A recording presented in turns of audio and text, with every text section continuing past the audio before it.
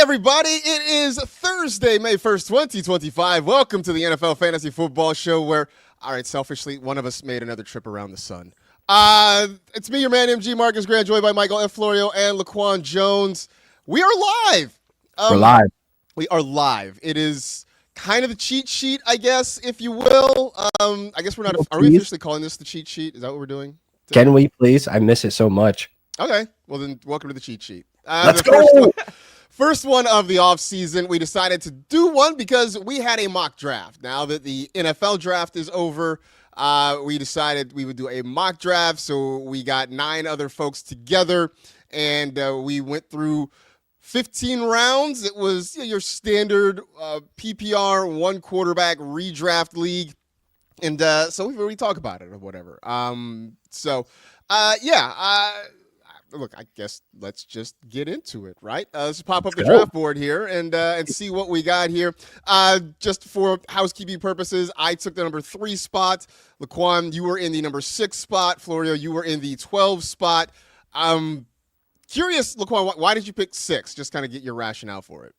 Because, man, I honestly been in a bunch of best ball leagues these last couple of days, like way too many. And like I kind of like that middle spot this year in the draft of like some of the guys and some of the builds that you could do. And like, I feel like I killed it this draft other than one mistake. I made one mistake, but I ain't mad at it, but we'll get into it later. But I like that middle spot where I can build some of these rosters. We will definitely dive into that. And Florida, you picked 12. Why did you pick 12? The truth, because I had a couple of things I had to do throughout the day yesterday. And I was like, you know what? I'm going to bang out both my picks.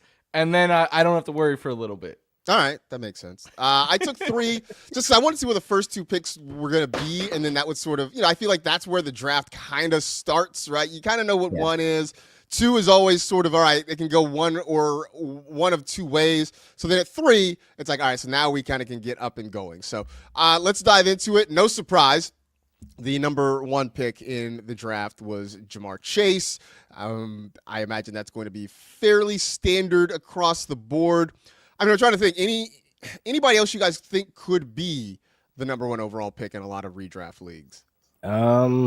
By the time summer comes around and we start seeing workout videos of Ashton Jeanty, I wouldn't be surprised, to be honest. Like it's going to be one of those things because a lot of people are hyped about him, man. I mean, this draft doesn't show that, but I feel as though once we start getting closer and more people start coming outside and start reading the reports, and it might be that. I don't think so. I just don't. I mean, I think where we went, and we'll get to Jeanty in a little bit, but that surprised some people. I think you are overestimating more of Gen Pop. I think you're overestimating the casual crowd, right?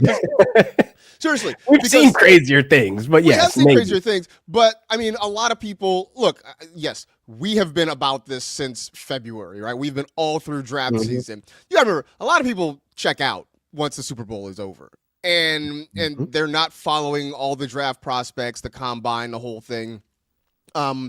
They're just tuning in. So they don't necessarily know Ashton Jeanty the way a lot of us do. Also, there's just going to be a lot of people who are like, why would I spend my first pick on a rookie? Like, I don't care who he is, right? Like, I'm not going to spend my first pick on a rookie. So that is true. I don't think that's going to be it. I know none of us three, like, you're looking at our boxes. None of us are taking Saquon 1. But I think Saquon's going to go 1 in a good amount of leagues. Yeah, I think he's the one. I think he's the other option just after putting up 2,000 yards, really having a legit shot at setting the single season record. Crazy. I think he is. I know we have sort of made our peace with it. For those of you who maybe don't know, I declared a couple months ago that I don't think Saquon is worth a first-round pick just because the history of guys who run for 2,000 yards, their follow-up seasons have seen a significant fall off in their overall production. So I just can't do it with Saquon in the first round. But I won't do it. I mean, he does go at the 1.5, which, look, if you are about Saquon in the first round is reasonable, right? I think that's okay. Just a quick rundown of the first round. Jamar Chase at 1. Bijan Robinson goes 2 to Jared Cook. In my head, I am pretending that this is the former NFL tight end. Yeah, Jared Cook, Rams legend. Former Ram Titan. All that. Jared Cook. I took Justin Jefferson at 3. CeeDee Lamb goes 4. Barkley at 5. LaQuan takes Jahmyr Gibbs at 6. We go with Amon-Ra St. Brown at 7. Malik Neighbors at 8. Puka Nacua comes in at 9. A.J. Brown at 10. Nico Collins at 11. Ashton Jeanty at 12. I will ask you, though, Florio, did you purposely take him at 12 instead of 13 just because you had the turn there? Because I always like to take guys one, depending on the guy, maybe I'll take him the next round just to say, oh, I got a value. I got Ashton Jeanty in the second round instead of the first round. But Did you make any point to take him in the first round to kind of, plant the flag a little bit? Maybe a little. I knew I was taking Brian Thomas Jr. with one of those 2 picks once. I was sitting there like Neighbors, Puka were guys that had my eye, but once they went, I was like, all right, if Brian Thomas Jr. falls to me, he is the next wide receiver that I like. But I was looking at the running backs then, and we talked about this the other day, right? Like, I don't want to pull Jeanty up ahead of the top 3 running backs, even though I'm not really in on Saquon.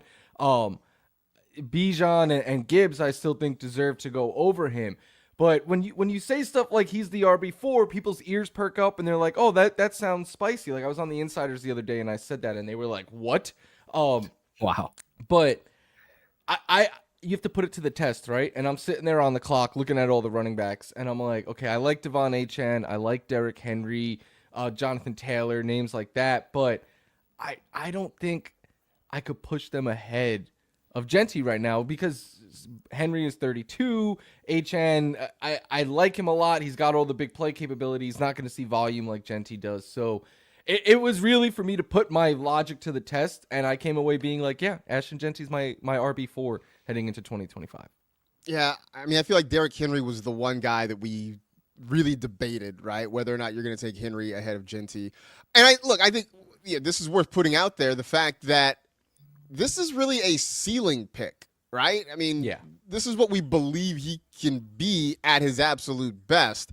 That's why we're talking about him as the RB4 in drafts right now. And so I would say one of the things that we took away from this, and we were kind of texting each other before and after the draft, if you're going to get your rookie running backs, you got to get them early.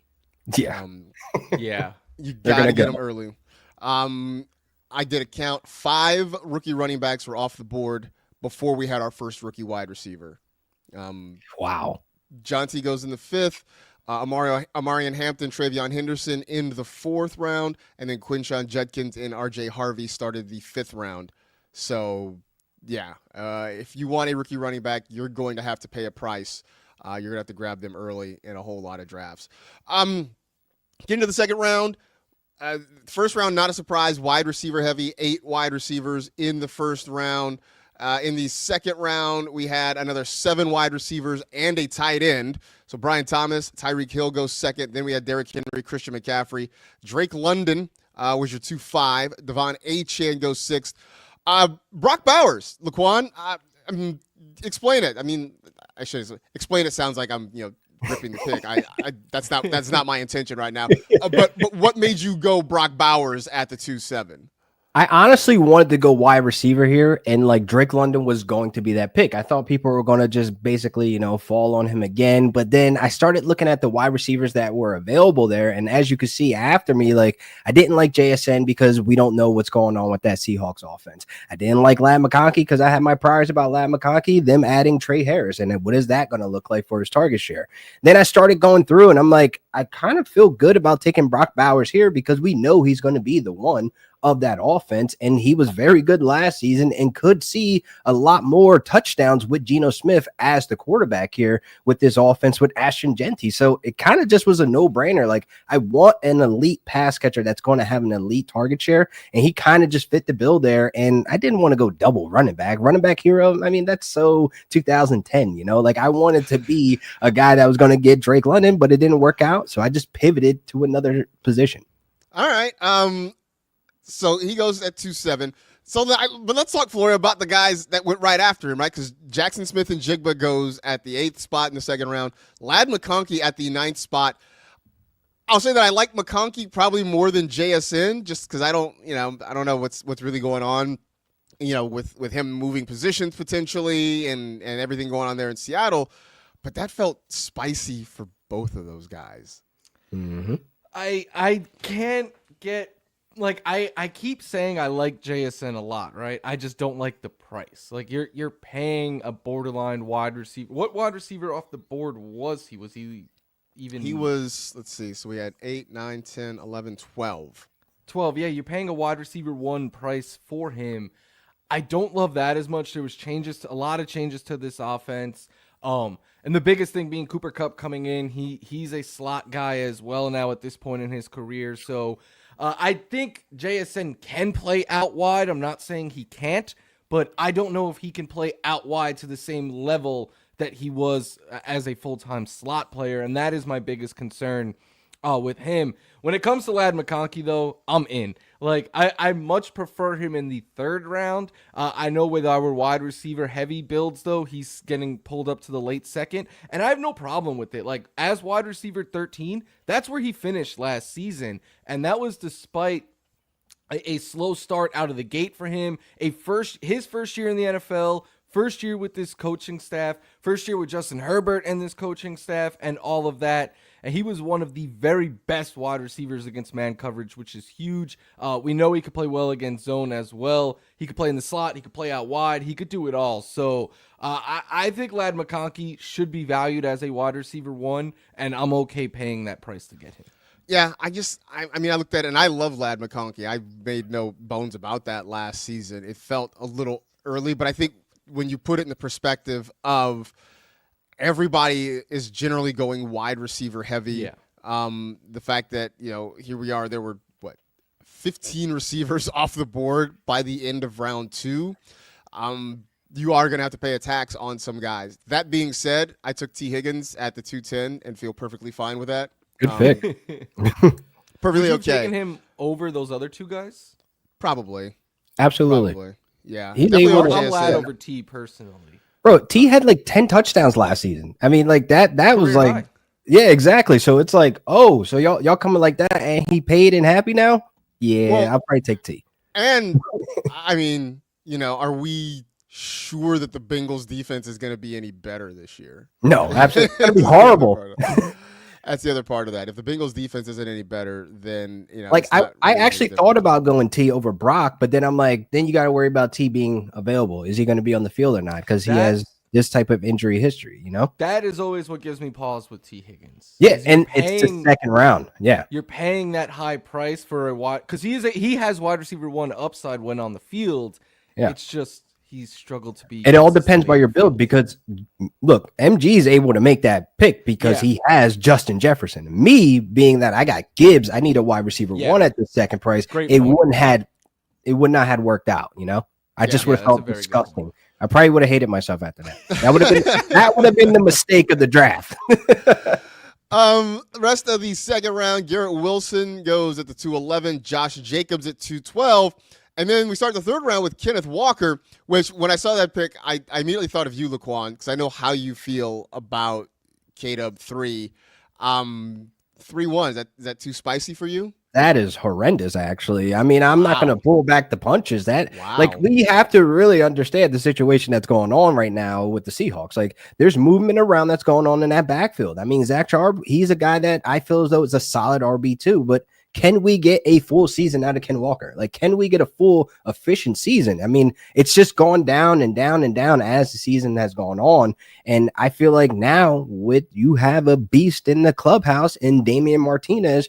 It might be surprising though, like these next couple of weeks, like we're not too far away from camp. I just can't see him being a reliable RB2 on a team like this with this build. Yeah, well, here's the thing, and we'll get into it because T1 Chris B went 4 straight running backs. Because he questioned himself about that Ken Walker pick. I would too. Definitely Get took in some short. swings, so we can dive into that in just a little bit. I like Ken Walker.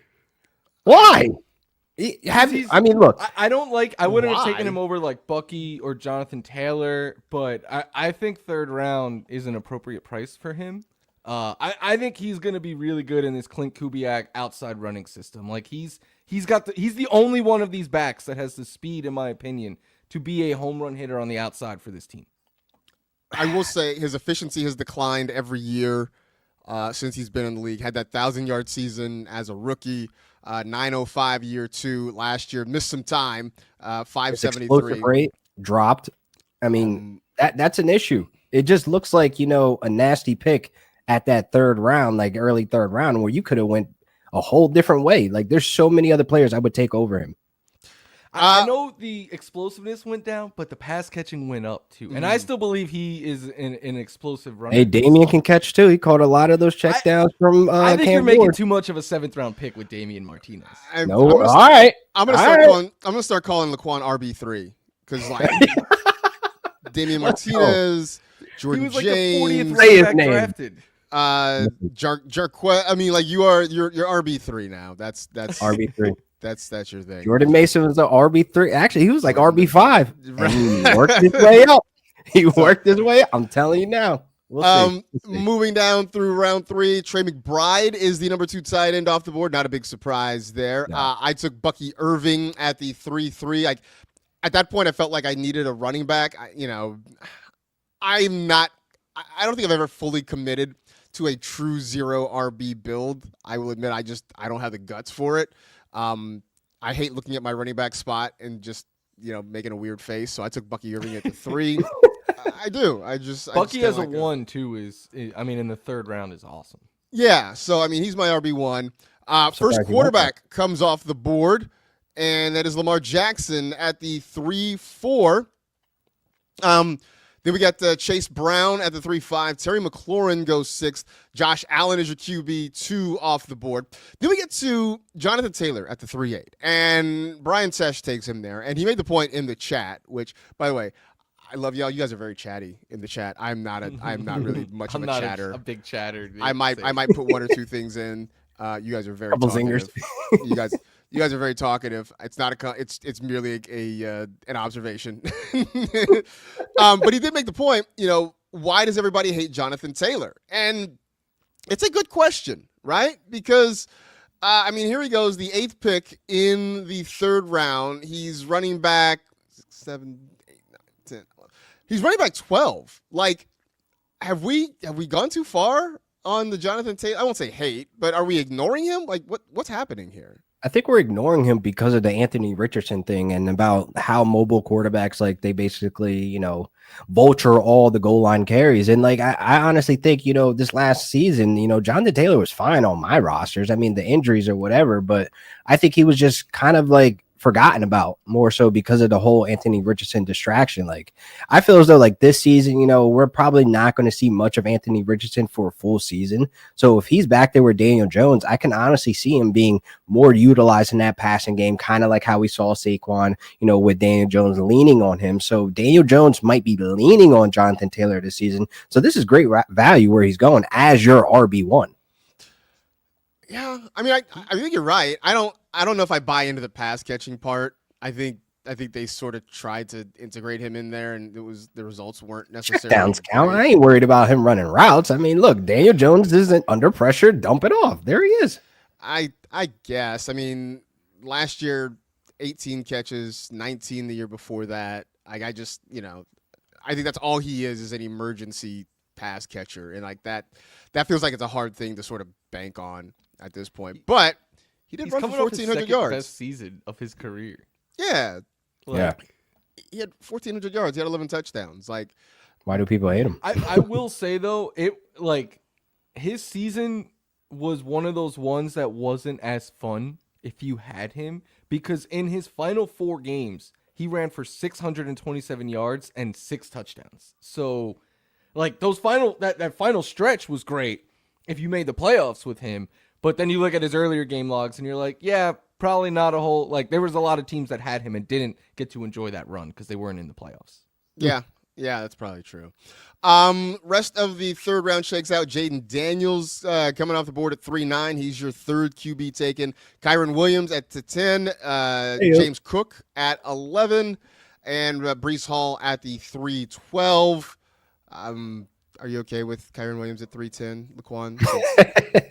Yeah, I'm cool with it. I just don't think we should be banking on him having the same season he had last season. But look, I'm not a Kyron hater. I just have issues with certain traits of his game. Like hold on to the ball. That's it. I'm not a Kyron hater. I just don't like him a whole lot. Like, what? There's just like there's no clutch factor with him, you know, like there's no breakaway speed with him. And you dropping the ball in 2 crucial moments, it's like these are the things that as a fan, this is where my fandom comes out. And it sounds like hate, but it ain't hate. It's just, you know, you gotta do a little better. All right. So go ahead. I will say, like, looking at these running backs that are available in round 3, I know this is a fantasy analyst. We're all wide receiver heavies and stuff, but, like, get your wide receivers in round 1 and 2. Like, you could get Kyron Williams, James Cook, Breece Hall at the end of round 3 as an RB1. Like, insane I like value. a lot. Yeah. It looks like round 3 is going to be your running back round. You know, if this is what we're going to see consistently, then this is probably where you're going to target your running backs. What do we get? 7 of them off the board in round 3. Round 4, we go back to pass catchers primarily again. Starts with DJ Moore, Devontae Adams, Cortland Sutton, Mike Evans. Then a couple of running backs with Joe Mixon and Alvin Kamara. How do you guys feel about Alvin Kamara? Because at least for me, I really just want no parts of the Saints. I'm not. I just don't want any parts. I'm not a fan. You know, he had a good run, but he's getting up there in age. I know last year he ran, like, he had a resurgent type year, but prior to that, there were signs of decline. And then you see who the quarterbacks are going to be. Like, he's going to be one of these guys who volume is going to be very much needed. Pass catching volume is going to be very much needed. I mean, it feels mostly like for Alvin Kamara, kind of, you know, in fantasy. Thank you for your service, but I can't. Thank you for your service. It's been a ride. It's been a ride. Like, I can't do it anymore. I just don't want that headache anymore. I hope we get to see Devin Neal sprinkled in at some point this season, though. If things were all bad, you know, if the Saints are the Saints again, like just go ahead, go out there and play. I think he's gonna be that like Jamal Williams type role. Like he's gonna be the hammer back in that. Yeah. At least that's my thinking as of today. He gives me like Le'Veon Bell like vibes, how he's so patient at the line, and then he's not that fast though. That's the only thing, but he's able to get elusive and break some tackles. So just let him go out there and develop, man. Yeah. I will watch that from afar. Like, I don't want any part of it. I'm not drafting him. He's on the watch list for sure. I don't want any part of my fantasy team. LaQuan, you took Rashee Rice at the 4-7, followed by George Kittle, who was the tight end 3 off the board at 4-8. Marvin Harrison goes 4-9. Do you guys see the pictures? I guess Marvin Harrison has bulked up. Does that make you feel any differently about him? No, because he is a great but limited type of receiver, and he has a quarterback that I'm not sure is the best fit for him. Literally nothing changed from that offense from last year to this year. They didn't even draft a wide receiver. I don't think that was worth notable. And same offensive coordinator. So what are we doing? Wow, he doesn't get the offseason like BSOHL bump. He didn't get the best shape of his life bump. Like, we're not. Look, he doesn't train for the offseason, Marcus. He trains for Sundays. That's what he told us. I play real sports, not trying to be the best at exercising. He does. He gets the Kenny Powers Award every single year. That's it. No, it's funny because, you know, like, have we gotten past the whole like swooning over guys in your training camp shape, right? I drafted a little bit of extra AJ Dillon when he was like all quadzillaed out. Right? Oh God, remember that?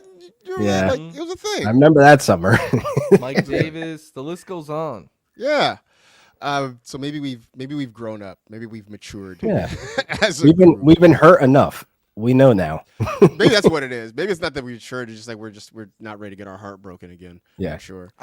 I did think what was pretty interesting was that there was 3 QBs in round 3 and none in round 4, which shows that even in the top 5, there's a clear top 3 in my opinion. Mm-hmm. And I was really sad because I wanted one of those top 3 and they didn't make it to me in round 3. But if you want one of the top QBs, round 3 is where you're gonna. That's where you're gonna have to go for sure. I'm guessing you were targeting Jaden Daniels.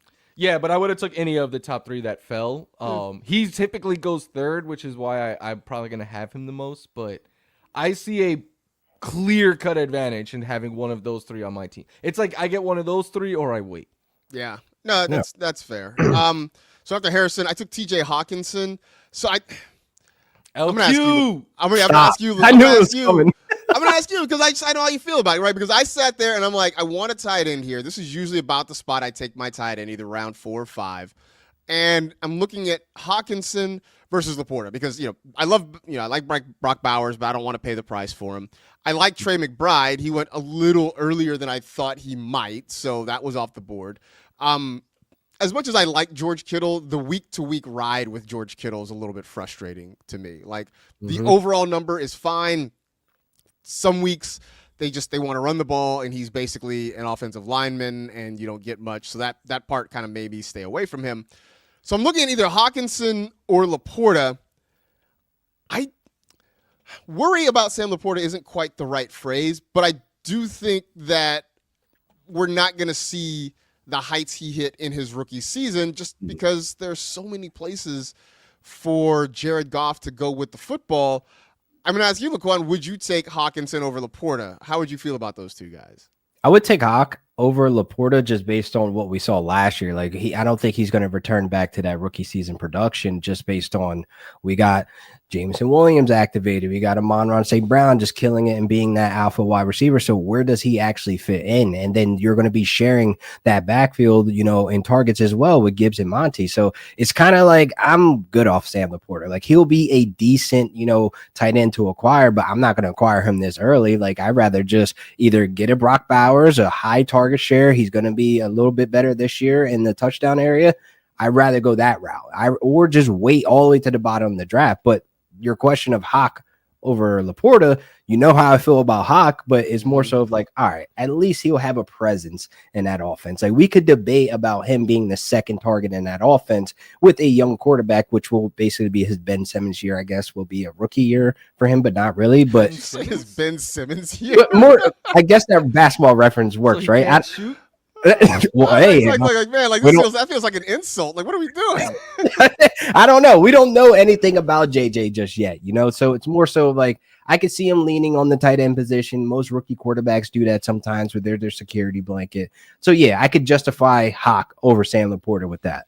All right. I think people are souring on Laporta. Like I'm in a dynasty startup draft, and I got him in the 4th round. He went after like Tyler Warren, Kittle, like a lot of tight ends. And I agree with LaQuan. I don't really want Laporta a ton in redraft, but I'm like, he's young, he's good, he's tied to a good offense. Like in a dynasty format or whatever, if he slips, I think there's a buying opportunity there. But on the lines, I find myself pausing a lot for different it's because of no Ben Johnson. I don't know if that factors into you guys at all, but I'm always like, it does. We liked him so much as the play caller, and now he's not there. Can things change a bit? I guess things. They will change. I think necessarily, but I don't know how much they change. I don't know. I feel like, you have a formula that sort of works, right? So why would you completely go away from it? I don't know. I still think when to talent. Deploy those plays and know when to have those plays deployed is definitely going to play a factor into that offense. Like you still have the same pieces, but how are they going to be utilized? I don't know. He's going to be like trick play, like just go, like he can't control himself. No, yeah, like he's going to get reckless some of these games, and you need a Ben Johnson to pull it back. Like, I got this, bro. Chill Also, out. sorry, Dan Campbell. I know you're probably going to be at the game tonight. I hope you go home very sad. This is a Knicks Pistons reference, apparently. Is what we're He's been here. Kudos to Detroit because they're kind of up and coming with their sports teams right now. He's at games and stuff. I'm like, this is cool because for so long that city had nothing sports-wise going on. I hope he goes home too sad again. Him taking his shot at the Rams, in the playoffs. Yeah, you right. I ain't letting that go. From months ago. I'm not. That was so disrespectful. Like, are you crazy? You know who you talking to? The most dangerous team in the NFL? Nah, don't get me hot right now about no damn. Are you talking to the Eagles? Stop it. What are we talking about? I have no beef with Dan Campbell. I hope you have a really nice day. Maybe you have a nice meal with your family. That's all I Sure. really want for you. I hope your sports team lose. That's all. There it is. After Hawkinson, though, 4 rookie running backs: Omarion Hampton, Travion Henderson in the 4th round, Quinshon Judkins, R.J. Harvey start the 5th round. Is there any one of these guys you like more than any of the others, Florio? I was gonna ask you guys if I'm crazy about this because I did a Dynasty rookie mock yesterday, and I took Henderson over Hampton, and people seemed a little surprised. And I know Hampton was the RB2 for most people in this class. I liked Henderson more than him personally, but my thinking was they both went into situations where there is a veteran presence there that I don't think is going to fully go away. So if they are splitting opportunities, I want the home run hitter, the pass catching back, the guy who can put up points, even on, say, they get like 15 touches a game. I think Henderson could turn that into a big day, whereas Hampton, to me, his best talent, in my opinion, was that he was born to handle like 300 touches, but is he going to get that opportunity in year one with Najee Harris there? So for me, I still like Henderson a lot, but maybe I need to be talked off the ledge a little bit, so I want to see what you guys think. So, MJ, you No, go ahead. No, go ahead.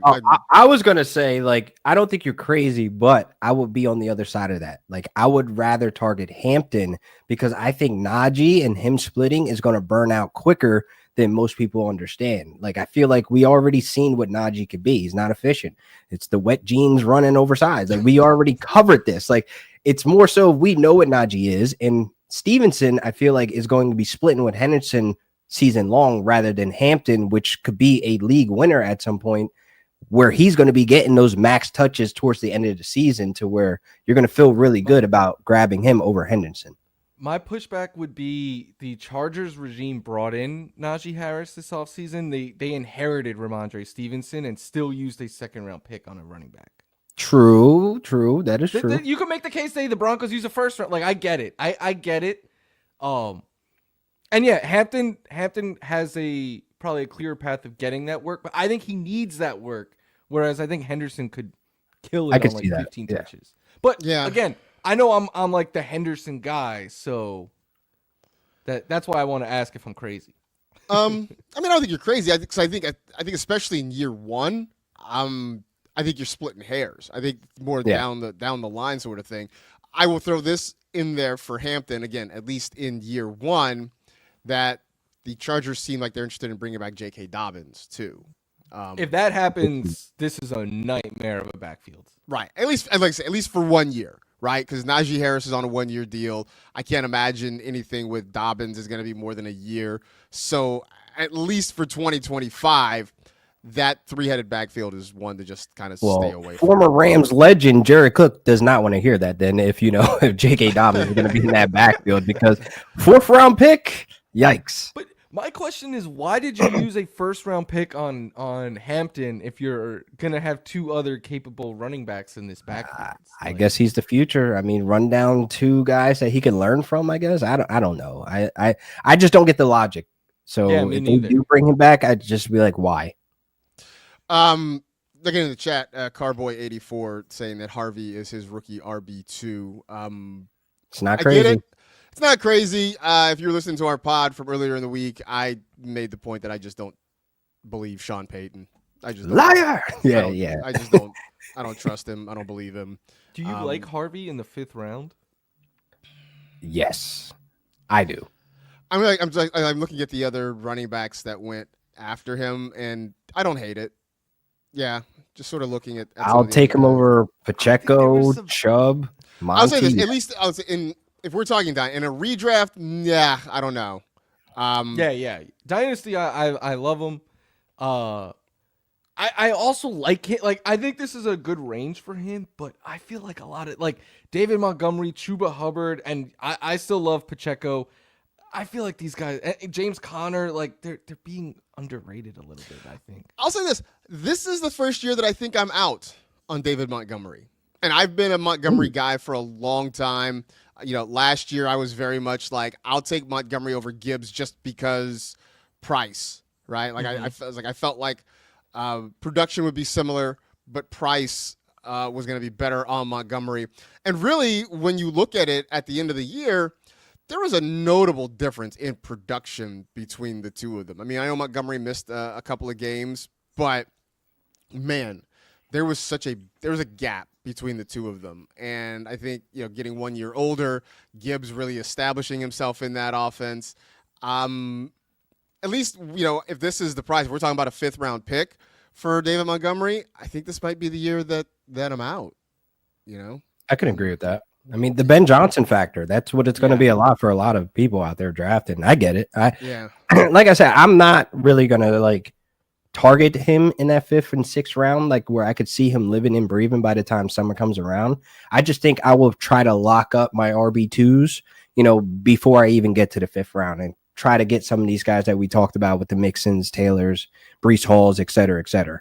Yeah. Just filling in the gaps with the Isaiah Pacheco shit, by the way. Jesus, man. That was a very you pick, though. I looked at your roster, and there were so many things that I'm like, yep, that's Florio. Yep, that's Florio. Yep, that's him too. There were a lot of things there that I'm like, yeah, that's definitely. If you had done a blind taste test, I'd have been like, yep, Team 12 is Mike Florio. I don't get why Pacheco's falling so far, though. He was hurt last year. That's why he didn't play great when he returned. I think people just forgot. I think he just, because, we didn't talk about him a lot, I think it was just out of sight, out of mind. He's the lead back on the Chiefs. And there's less pass-catching threats than in the past. Also, I think because everybody was so down on the Chiefs' offense last year, I think that makes it easy. I also feel this way with the receivers. I think I'm going to, me of all people, with the Bills stuff all behind me, I think I'm going to be very much higher on the Chiefs' offense than most. Yeah. Let me just fill in the rest of the 5th round. Jalen Hurts at the 3, Sam Laporta, Jalen Waddle, Joe Burrow goes 5'6", Devonta Smith, Chris Olave at 5'8", Zay Flowers at 5'9". Then we finish out with 3 running backs, Montgomery, Chuba Hubbard, Isaiah Pacheco. Brandon Ayuk at the top of the 6th round. Chris Godwin goes after him. Jerry Jeudy at the 6'3". James Conner at 6'4", Xavier Worthy goes 6'5", Addison right after that. And then you took Travis Hunter, LaQuan, at the 6'7". Yes, sir. So I know we've talked a lot about what does he do? Is he going to play more offense or defense? I think the early consensus was he was going to play a lot of defense and then maybe dabble in offense. But Liam Cohen says it's going to be the opposite. Yeah. He's going to primarily play offense, and then he's going to start to learn and pick up and play a little bit of defense. I just wonder now if once that word gets out, is that ADP going to go up on Travis Hunter? Absolutely. And I love where I got him too as my wide receiver 3. And it's more so the videos on social media following the draft is what made me more into it. Okay, we've got a little indication he's going to play a lot more on the offense versus defense. So getting him as my wide receiver 3 just seems like a steal because we already know what Liam Cohen can do. He's creative on offense. You have the quarterback that you're trying to research to get back up there who's been living in the satchel of discontent as an OG at this point. But it's I trust Liam Cohen and I trust Travis Hunter's talent because how much we were talking about him being probably the best prospect in this draft. And look, I want to get a wide receiver that I can gamble on, that the high ceiling that he's probably going to have, because that target share is going to be up there. Cohen's going to want to throw the rock, and he's going to definitely be in that game plan to have that high target share. So the opportunities for them are there. So I don't see why not take the chance on them. Yeah, I mean, again, now that we sort of have an idea of what the role is going to be, how the Jaguars want to use him, I think we can sort of. It only took 24 hours. Yeah. Yeah, I don't know. I don't know if it's caught up though yet. I have no idea. Let's see. After him, Seth McMillan goes at the 6'8". DK Metcalf at 6'9". So I told you guys about on David Montgomery. I'm in big on Jameson Williams. This I think is the true Jameson Williams breakout season. I mean, I guess you can say last year was. Last year, yeah, I can say that counts. Last year because he went over 1,000 yards last year. 7 touchdowns. So I think this is a big year for Jameson Williams. Calvin Ridley, Romo Dunze finish out the 6th round. Travis Kelce starts the 7th round. And really want to kind of pair him up because he goes 7-1. Mark Andrews goes 9.11. Oh, wow. Are we seeing the death of some elite tight ends, or have we gone too far to the other side on these guys? Travis seems okay. I think Andrews has gone too far in the 9th. Yeah, that's the one. That's too late. Travis, I'm okay with going here because I don't think it's a lock that he's going to lead this team in targets. I'm high on this Chiefs wide receiving core, Rashee Rice, Xavier Worthy, Marquise Brown. They just got to stay healthy. I think there's a lot of talent and speed and all of that on this team, but Kelsey is that like underneath target and everything and volume. Like if you look at his game logs last year, there was like 3 good fantasy games. Besides that, it was a lot of single digits, and he was in the sit side of start sit a lot. Andrews, though, I know Ravens fans hate him right now and they want him gone, but like he was still really good for them down the stretch. He caught a lot of touchdowns. He was getting open and stuff. So I don't know. I saw him go in the 9th round, and I thought that was kind of crazy. Yeah, I'm with you. I think Andrews at 9-11 is too far. Although I'll say this, I don't think I want any parts of Travis Kelce this year. Father Time may not have fully caught up to him, but he's probably about to tap him on the shoulder. Like I think this is the last year, right? I think this is Gotta be. Like his last year in the NFL or last year being fantasy relevant. Both could be true. Well, yeah, I mean, once he's not in the league anymore, he's definitely not fantasy relevant. Yeah. I mean, just watching him last year, he's slowing down. I mean, that's not, that's not a knock. Part of what Florio was saying, though. Dude's 35. He's gonna turn 36 midway through the season. Like it just happens, Yeah, and like it's going to depend on the health of these, Chiefs wide receivers. I mean, Rice is returning back, and I mean, Hollywood Brown hasn't been exactly the most healthy wide receiver ever. I think the last time he had a healthy season, he was wearing black and purple. He was with the Ravens. So it's like, all right, you're going to need another, body there, familiar face. And I feel like there could be some games that you could sprinkle in, some fantasy relevant games with Travis Kelce as your tight end 1, where I'm happy with 10 points. If I have a tight end, I don't care who it is. You give me 10 points on Sunday, you're good in my book. Anything less, all right, you got to go on the wire, bro. I can't mess with you. But I feel like the situation, being that it's the Chiefs, it's Mahomes, it's Travis Kelce, you're going to find some type of, fantasy relevance out of them. Yeah. I'm also wondering, like, how long we're going to go with it's the Chiefs, man. It's like, 'cause, like, they got the script. Like last year, like that wasn't really a good excuse midway through the season. You're like, I don't know, man. It's not the same Chiefs as it used to be. So I don't know.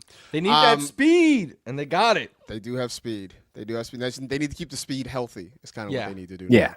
Now. Rest of the 7th round, Jacoby Myers goes 7-2. I took Aaron Jones. I don't know. I feel like he's being underrated because, like, Jordan Mason. Okay. Say his name. Yeah, they have Jordan Mason there. Yay! Like I still think this is going to be mostly Aaron Jones. That used to be your guy. I never was like a Jordan Mason drafter. Like I drafted Jordan Mason if I drafted Christian McCaffrey because I just wanted the handcuff. Like I'm not out here like telling you that Jordan Mason's going to kick down the door and just take over. Like I don't think that's going to happen in Minnesota either. Like I think it's Aaron Jones's backfield. There's a reason they brought him back. He was good for them last year. But we just you're RB3. I'm not RB3. You are RB3. Look, we just saw Aaron Jones at the talent boot camp. He's worried about after football. So I think they understand that he's a great guy, great personality.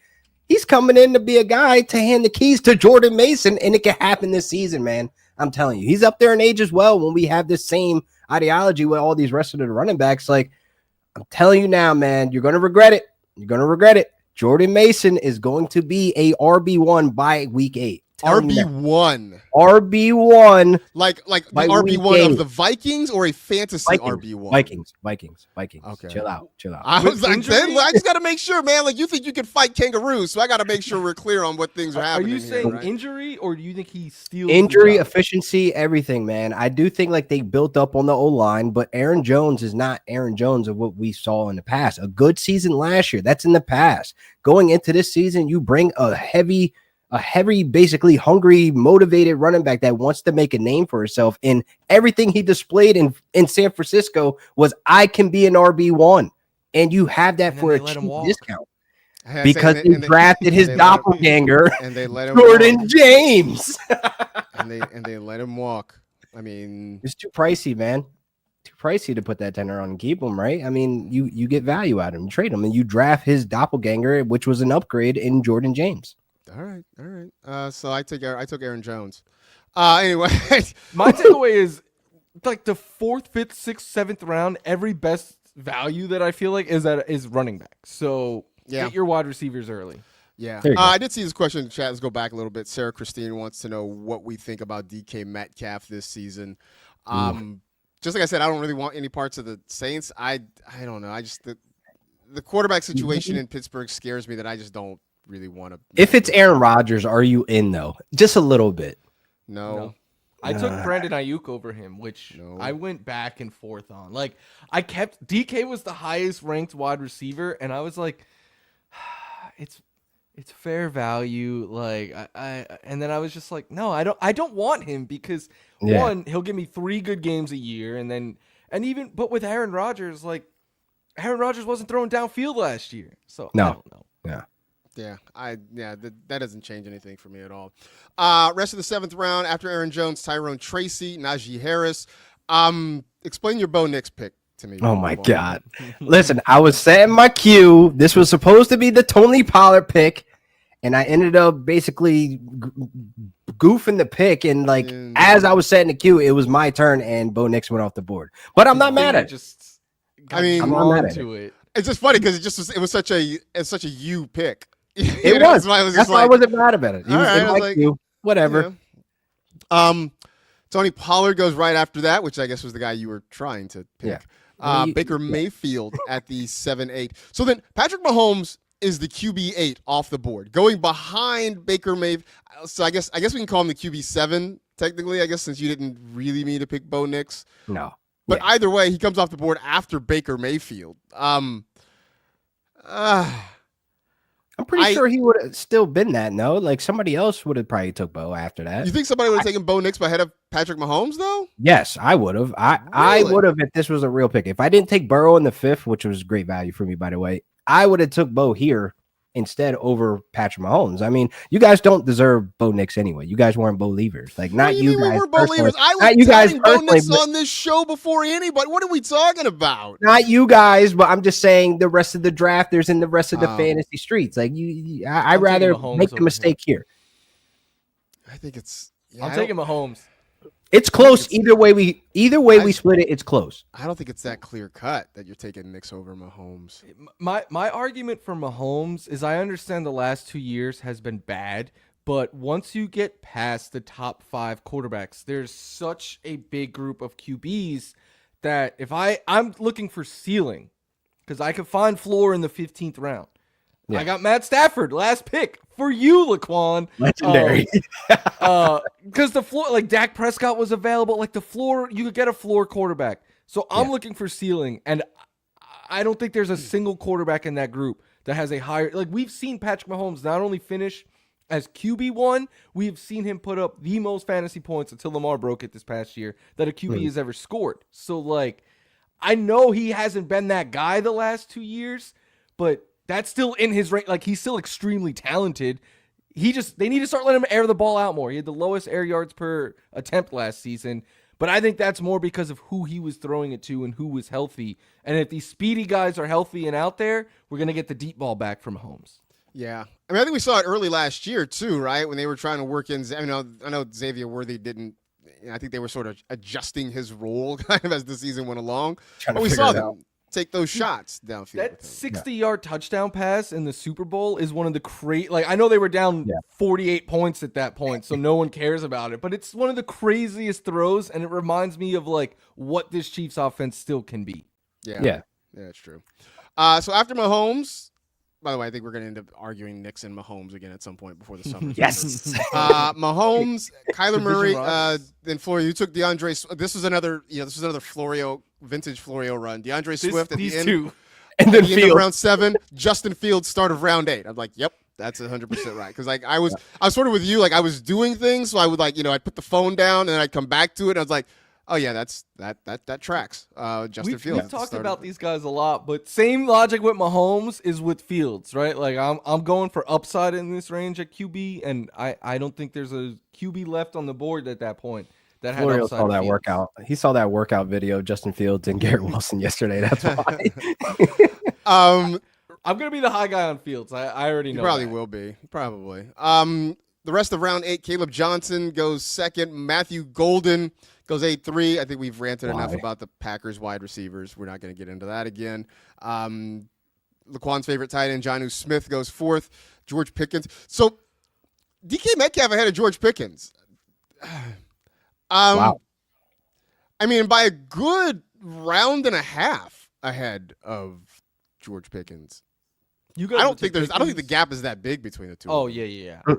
I think DK should go first, though. Okay. I mean, I think I can get down with that, but I just don't think the gap is that big. Yeah. I think they should go in the same round. Like, remember that one year where Cooper Kupp and Robert Woods were like literally back and back in ADP? Like, that's how it should be. Even those years when Metcalf and Tyler Lockett were fairly close to each other. Yeah. I think it's something like that, you know? Yeah, this gap I do think DK is like I'm not a DK guy, but he's done a lot more in his career than George Pickens. Yeah. Speaking of Steelers, what did you guys think of Warren going ahead of Caleb Johnson? I think it's because Caleb Johnson has gotten the reputation of being Najee Harris 2.0. I really do. I think he's just kind of gotten that reputation, and I think people are like, okay, well, we've seen this movie. We don't need to see it again. Would you take Warren over him?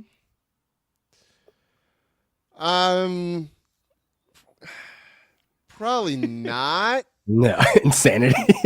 Well, I mean, just, it's the whole, shiny new toy theory, right? That and Arthur Smith is over there. I mean, one of the most hated 2023 fantasy football. Well, I mean, if we're using that, then whichever guy you pick is going to be the wrong one. If that's the thought process you have going in. I made a point too yesterday on Blue Sky, like more so looking at what Arthur Smith did with Bijan Robinson was criminal in his rookie year. Like the limited touches on the goal line, having Tyler Algier just out-snap him in the red zone. Like these are things that he tends to do. Like it's one of those things like you want the guy to get the max touches, but it's not going to happen. And they said they look at, Jaylen Warren as a starting running back. They look at him as a co-starter. So we already are getting a little tea leaves of like, this is going to be a split backfield. Like we're going to see Caleb Johnson get sprinkled in as well, but I wouldn't take Warren over him. Like I just wouldn't do that just based on, I think Caleb is overall better as a full runner running that outside zone scheme with Arthur Smith than Jaylen Warren. It's just more so of like, he's going to be the third down back. He's going to be the guy that you dump it off to. Like, that's his role. That's it. I think Johnson will be like Najee in usage. The big difference is I don't think Najee has a 30-yard run in his NFL career. Caleb Johnson's college tape is littered with big plays. So, and open gaps. That being the biggest difference. Like, imagine if Najee had a couple of breakaway runs last season. Yeah. Yeah, I mean, I just know how LaQuan feels about Caleb Johnson, so there's no wiggle to his game. None at all. Yeah.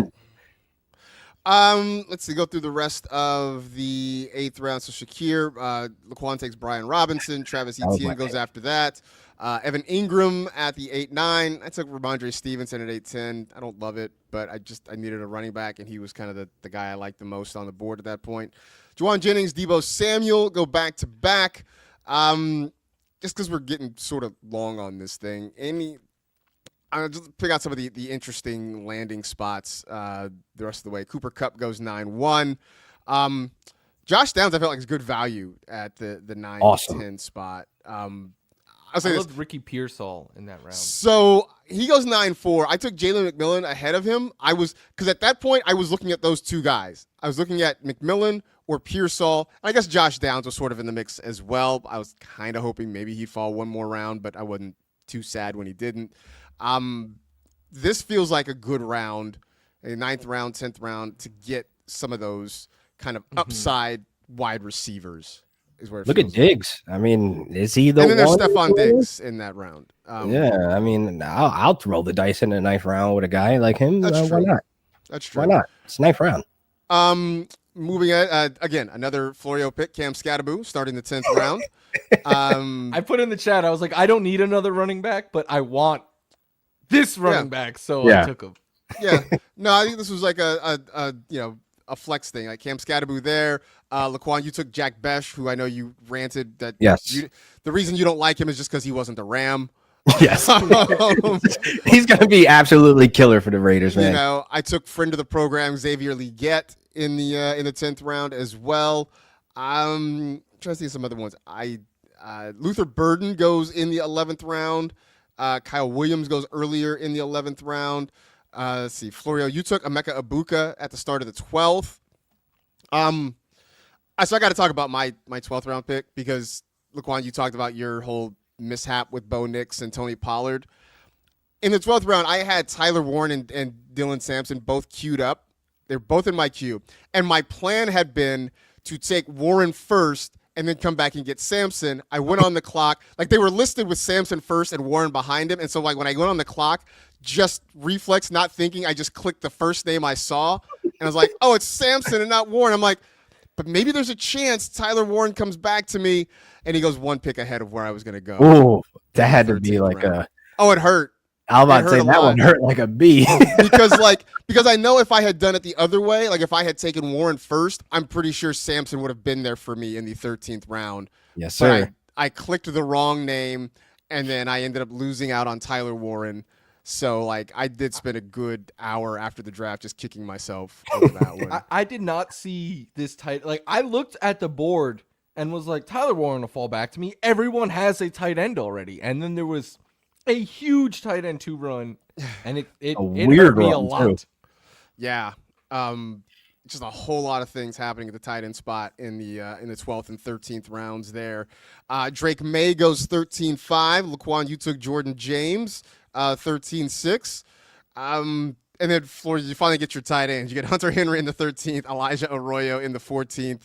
At that point, I'm all for waiting. I waited too long.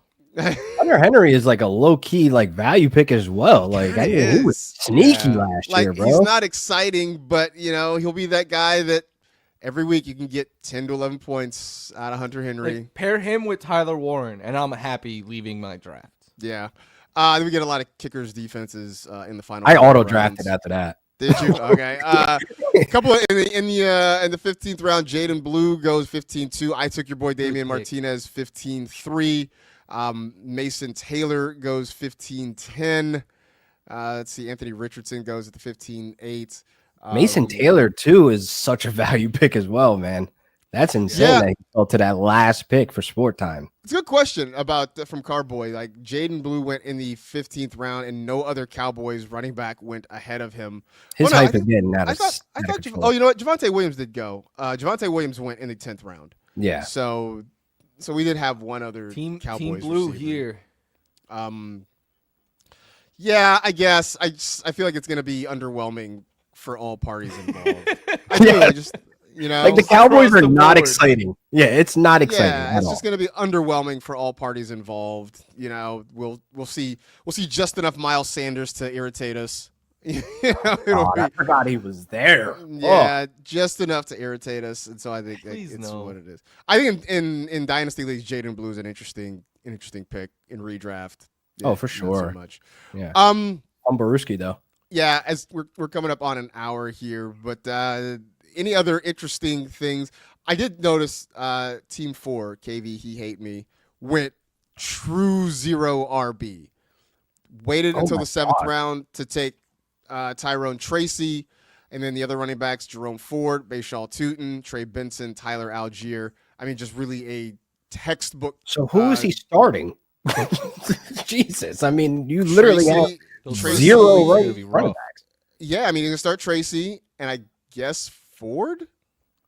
No. I had a couple of builds like this last year, and I hated it because, like, Tootin and guys like these, you're expecting they could break out as the year goes on, but week 1 matters the same as week 15, to make or week 13 to make the playoffs. And those first handful of weeks, you're throwing out guys who you just hope get you 10 points.